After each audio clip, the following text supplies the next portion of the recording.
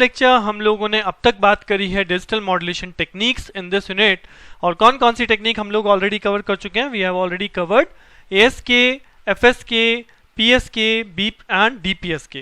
So these three are the coherent one and this is the non-coherent one. Now in this lecture on the similar basis हम लोग बात करने वाले हैं next modulation technique that is called quadrature phase shift keying, that is QPSK. So QPSK क्या है, किस तरह से QPSK सिग्नल जनरेट किया जाता है, कैसे डीमॉड्यूलेट किया जाता है, वो सब हम इस लेक्चर में बात करने वाले हैं। तो चलिए स्टार्ट करते हैं QPSK। अब अगर मैं कम्युनिकेशन सिस्टम की बात करूं, तो कम्युनिकेशन सिस्टम में दो मेन रिसोर्सेज हैं। One is transmission power and the second one is channel bandwidth. हम चाहते हैं कि बैंडविड्थ जो है वो कम से कम यूटिलाइज हो, ट्रांसमिशन पावर कम से कम यूटिलाइज हो। अब अगर मैं बैंडविड्थ की बात करूं तो bandwidth is directly depend upon the bit rate और you can say that is signaling rate, कितनी बिट हम ट्रांसमिट कर रहे हैं अपने सिग्नल के अंदर। अब अगर हम QPSK की बात करें तो QPSK का जो कॉन्सेप्ट आया वो कहां से आया, हम ये पहले भी कर चुके हैं कि इफ टू और more bits are combined in some symbols then the signaling rate is reduce, hence the transmission channel bandwidth is also reduce. तो अगर मुझे बैंडविड्थ को रिड्यूस करना है तो मैं अपने सिंबल्स को कंबाइन कर सकता हूं and QPSK is based on the similar thing, that is in QPSK two successive bits are combined. The combination of two bits form 4 different combination, जैसा कि हमें पता है 4 डिफरेंट कॉम्बिनेशन कौन कौन से बनते हैं, 0 0 0 1 1 0 and 1 1। So they are the 4 different combination, हम 2 बिट्स को कंबाइन करेंगे। So when these symbols are change to the next symbol the phase of the carrier is changes by the 45 degree, that is pi by 4। अगर आपको याद हो PSK के अंदर हम लोगों ने पढ़ा था कि जो फेज चेंज होता है वहां पे केवल 2 ही सिंबल रिप्रेजेंट होते हैं, तो 0 या 1 होता है। सो ओवरऑल फेज कितना चेंज होता है, 360 divide by number of signals that is 2, तो that is equal to 180 degree. Now here since that there are 4 symbols, तो यहाँ पे फेज चेंज कितना होगा, 360 डिवाइडेड बाय 4, तो ultimately that is called 90 degree.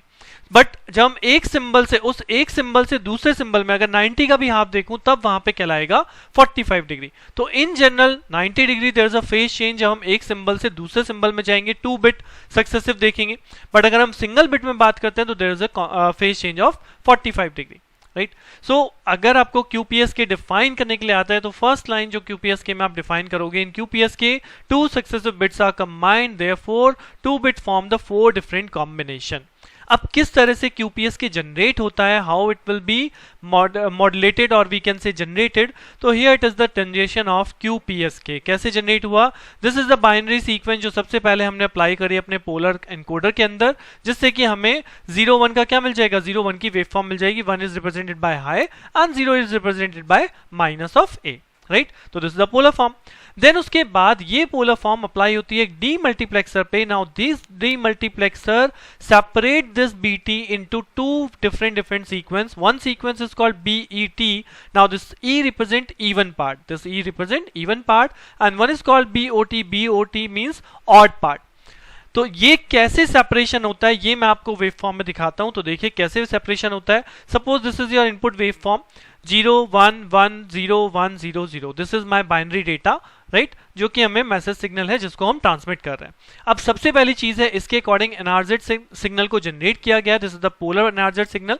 तो अगर पोलर एनआरजेड सिग्नल में देखेंगे तो 0 represent by -1, then 1 represent by +1, 1 represent by +1, 0 represent by -1, 1 represent by +1 and then 2 zeros they are represented by -1, right. तो simple NRZ signal हो गया। अब इसे ऑड इवन में कैसे ब्रेक किया गया, सो देखिएगा यहां पे बिट्स को नंबर किया गया लाइक 1 2 3 4 5 6 7। तो now we can easily find out which bit is odd and which bit is even. तो अगर मैं ऑड की बात करूं तो ये फर्स्ट बिट जो होती है दैट इज ऑलवेज ऑड। तो इस ऑड बिट से ऑड सीक्वेंस से स्टार्ट करेंगे तो 0 के लिए क्या सीक्वेंस आएगी, 0 के लिए आएगा -1। नाउ अब मैं इसी सीक्वेंस को कंटिन्यू रखूंगा कब तक, नेक्स्ट ऑड बिट तक, यानी कि नेक्स्ट ऑड बिट कहां है मेरे पास, next odd bit is 3 number. तो 3 नंबर पे क्या है 1। सो आफ्टर दैट 3 आपका यहां पे फेज चेंज होगा और 1 है तो 1 के लिए हम क्या रिप्रेजेंट करते हैं +1। Now this will continue up to the 5th bit, क्योंकि 5th bit next odd number होगा तो 5th बिट पे हमें क्या मिलता है, दैट इज अनदर 1। सो यानी कि 1 कंटिन्यू रहेगा up to 7th bit. Now 7th bit पे हमें क्या मिलता है 0, तो यहां पे आपका सिग्नल रिप्रेजेंट हुआ है -1 से, राइट। इसी तरह से इवन सीक्वेंस को आप देख सकते हो। इवन सीक्वेंस कहां से शुरू होगा ना, first even bit is number 2।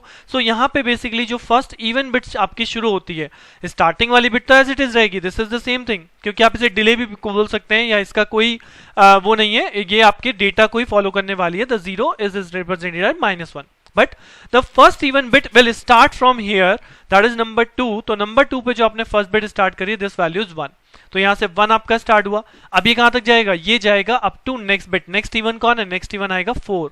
तो नेक्स्ट इवन जो 4 है उस पे वैल्यू हमारी क्या है, 0। सो दैट मींस ये रिप्रेजेंट हुआ आपका -1। देन ये नेक्स्ट कहां तक जाएगा, 6 तक जाएगा। तो 6 पे आपकी बिट क्या है, 0। तो ये कंटिन्यू यहाँ पे 0 फॉर्म हो रहा है। सो बेसिकली हमने क्या किया, डीमल्टीप्लेक्सर ने गिवन सीक्वेंस को दो पर्टिकुलर डिफरेंट सीक्वेंस में डिवाइड कर दिया। One is called the odd sequence and one is called the even sequence, right. अब इसके बाद क्या हो रहा है, अगर आप देखेंगे तो इसके बाद ये इवन सीक्वेंस मल्टीप्लाई होती है कैरियर सिग्नल से, and the carrier signal is given by under root of PS sine of 2 pi FCT। वहीं पे आपका जो ऑड सीक्वेंस है, this is multiplied by a sequence that is called cos 2 pi FCT। So अब ये multiplication के बाद जो हमारा साइन से मल्टीप्लीकेशन होगा, उसके बाद जो हमारी सीक्वेंस बनी है, this is called even sequence. यहां पे इसे बोल रहे हैं SET। और जो हमारी कॉस से मल्टीप्लाई होकर बनी है सीक्वेंस, उसे हम बोलते हैं S0T, that is called odd sequence. यही चीज आप ग्राफ में भी देख सकते हैं। तो अगर मैं यहाँ पे दिखाऊं, सो ये हमारा under root of PS cos function है। तो कॉस वेव हमारी शुरू होती है from here. So this is the cos carrier signal and this is the sine carrier signal, right. Now one odd signal, this odd signal is multiplied by this cos 2 pi FCT। तो BPS के यानी हमने जो पढ़ा था phase shift king, उसमें क्या होता था, अगर आपका जो डेटा है दैट इज -1, तो आपके फेज में 180 डिग्री का चेंज आएगा, अदरवाइज आपका phase as it is transfer होगा। सो अगर आप इस ऑड से अब आप इस कॉस वाली वेव को मल्टीप्लाई करेंगे, सो यहाँ पे during first and second interval आपका वैल्यू क्या है, -1। तो अगर यहाँ पे देखें during first and second interval value क्या है, वैल्यू है -1। -1 से जब मल्टीप्लाई होगी तो ये वैल्यू क्या हो जाएगी, ये अपना फेज चेंज करेगी। सो आप यहाँ पे देख सकते हैं जब कॉस वैल्यू आपकी मल्टीप्लाई हुई है आपके ऑड फंक्शन से, तो this will change the phase over here, this will start from the top, it will start from the bottom. तो this will change the phase up to where, up to this second bit. उसके बाद हमारा data हो जाता है 1। सो 1 का मतलब है जो कैरियर सिग्नल है वो एज इट इज ट्रांसफर हो। तो ये कैरियर सिग्नल देखिए यहाँ पे एज इट इज ट्रांसफर हो रहा है, there is a phase change of 180 degree. So ये carrier signal up to bit number 6 as it is transfer हो गया। उसके बाद बिट नंबर 7 पे ये बिट फिर से -1 हो जाती है। सो यानी -1 का मतलब है यहाँ पे आपका -1 हो रहा है। सो ये जो वैल्यू है this will be phase change, right. So same process है जो हमने BPS के में पढ़ा हुआ है कि अगर वैल्यू 1 है तो सेम वेव ट्रांसमिट होनी है, अगर वैल्यू -1 है तो यहाँ पे फेज चेंज हो रहा है। यही सेम प्रोसेस अगर आप कंपेयर करेंगे, ये आपका इवन सीक्वेंस है और ये आपका साइन वेव है। तो यहाँ पे अगर -1 है तो this for first interval this particular part is reverse. तो यहाँ देखिए ये पर्टिकुलर पार्ट हो गया आपका रिवर्स। देन सेकेंड और थर्ड इंटरवल पे ये जो सेकेंड और थर्ड बिट है यहाँ पे वैल्यू 1 है, तो ये wave as it is transfer हो रही है। ये देखिए ये wave as it is transfer हो गई। आफ्टर अगेन अब पूरा -1 है, तो यानी कि अगर इस पॉइंट से देखें तो ये वेव ऊपर की तरफ चलनी चाहिए थी, but now this is 180 degree phase change. तो वेव आपकी इस तरह से मूव ऑन कर रही है, राइट। सो 1 है तो सेम वेव ट्रांसमिट हो रही है, और अगर 0 है तो फेज में 180 डिग्री का चेंज है। Now what is the last step, अब जब आपने यहाँ पे साइन और कॉस से मल्टीप्लाई हो गया, एक हमारी इवन वेव जनरेट हो गई, एक हमारी ऑड वेव जनरेट हो गई, तो मैं इन दोनों को करूंगा add, then I will get my complete QPS के सिग्नल। तो अब एड ऑन कैसे हो रहा है, एड ऑन ध्यान से देखिएगा कि एड ऑन करने के लिए क्या किया गया, नाउ मुझे इस वेव कॉस वाली वेव को साइन वेव के साथ एड ऑन करना है। तो ऐड कैसे करूंगा, starting from this sine wave, ये हमने यहां से स्टार्ट किया, राइट, ये यहां तक पहुंच गया, this is the sine wave. अब यहां पे फेज चेंज है, तो इन दोनों को जब ऐड करेंगे तो जहां पे भी फेज चेंज मिल रहा है मुझे वो फेज चेंज फॉलो करना है, अपने मतलब एडिशन में दिखाना है। सो आपको ये वेव कंटिन्यू मिल गई है, there is a phase change, तो यहाँ पे फेज चेंज आ गया। उसके बाद हम आगे बढ़े, आप यहाँ तक पहुंच जाते हैं, तो हम यहाँ तक पहुंच गए। तो उसके बाद फिर से फेज चेंज है, there is a phase change over here, ठीक, राइट। ये वेव तो कंटिन्यू हो रही है, बट ये यहाँ पे फेज चेंज है, तो इसलिए अब नेक्स्ट फेज चेंज को फॉलो करेगा। तो जहां पे फेज चेंज है, जैसे यहाँ तक हम पहुंच गए, अब हमने किस वेव को फॉलो किया, हमने फॉलो किया किस वेव को, हमने फॉलो किया दिस वेव, यहां तक पहुंच गए। अब इसके बाद फिर से यहाँ पे फेज चेंज है, तो ये बेसिकली वेव यहाँ पे गलत बनी हुई है, ये इस तरह से बनी होगी, ठीक है, right, this is the wave change, phase change, तो वेव ऐसे दिखाई देगी। उसके बाद यहाँ पे जो कंटिन्यूशन दिखाई दे रहा है, this is the continuation continuation continuation up to here. उसके बाद देखिए यहाँ पे चेंज है ना, तो ये चेंज यहाँ पे रिफ्लेक्ट हुआ है, इस चेंज की वजह से थोड़ा सा नीचे से फिर आपकी वेव स्टार्ट हुई है। तो कहने का मतलब ये है कि जब आप इन दोनों वेव को ऐड ऑन करेंगे तो जहां पे भी फेज चेंज हो रहा है वो वैल्यू आपको अपने एडिशन में शो करनी है। तो अल्टीमेटली जो हमें फेज शिफ्ट मिलती है वो π/2, ईच π/2 पे आपको यहाँ पे फेज शिफ्ट मिल रही है। तो ये सिंबल के बेसिस पे दिखा दिया जाता है, राइट। सो ये एक QPS के वेव फॉर्म है, किस तरह से जनरेट होगी, किस तरह से ट्रांसमीटर सेक्शन काम करता है।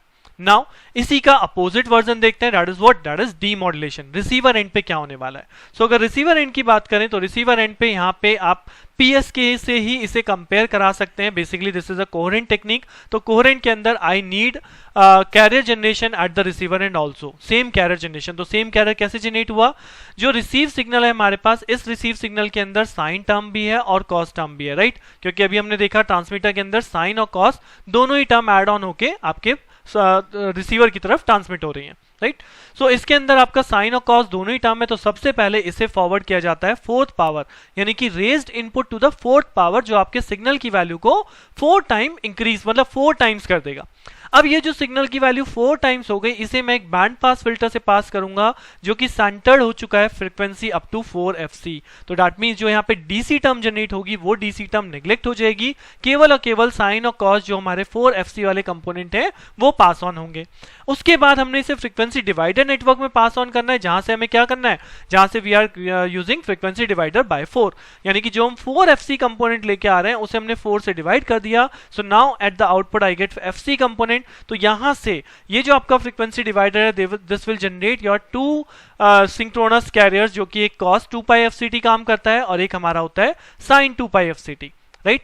अब ये दोनों दो कैरियर यहां से जनरेट हुए हैं, these are applied to the 2 correlators. हमने पहले भी कोरिलेटर्स पढ़ा है। कोरिलेटर क्या होता है, कोरिलेटर होता है a combination of multiplier with the integrator. तो यहाँ पे ये मल्टीप्लायर का काम कर रहा है, ये प्रोडक्ट मॉड्यूलेटर है, दिस इज मल्टीप्लायर। तो इनकमिंग सिग्नल इस सिग्नल से जो हमारे फ्रीक्वेंसी डिवाइडर से, यानी जो रिसीवर एंड पे जो हमने कैरियर जनरेट करा है उससे यहाँ पे मल्टीप्लाई हो रहा है, and then we got the signal. एक हो जाएगा हमारा ST sin 2πfct और एक हमारा हो जाएगा ST cos 2πfct।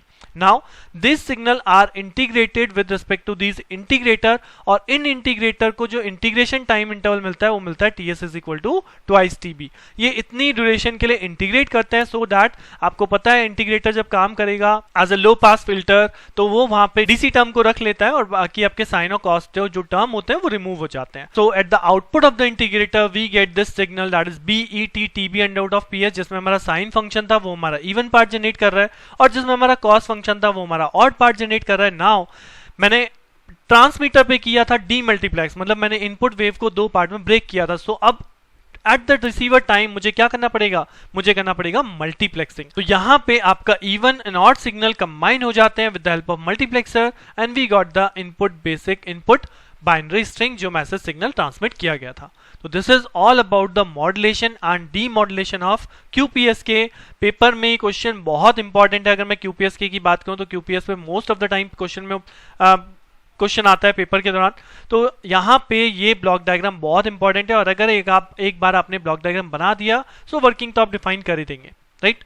सो मॉड्यूलेशन हो गया, डीमॉड्यूलेशन हो गया। The next thing is the bandwidth. तो अगर बैंडविड्थ की बात करें QPSK के अंदर, so we know the BPS के सिग्नल बैंडविड्थ होती है 2 FB, राइट। अब यहाँ मैं क्या कर रहा हूँ, यहाँ मैं 2 बिट्स को एक साथ क्लब कर रहा हूँ ना, तो जब 2 बिट्स को एक साथ क्लब कर रहा हूँ तो मैंने बैंडविड्थ को क्या कर दिया, मैंने बैंडविड्थ को हाफ कर दिया। सो QPSK की bandwidth as compare to this bandwidth जो बन जाती है that is half of this, that is equal to FB। तो QPSK की हमारी बैंडविड्थ बनती है इक्वल टू FB।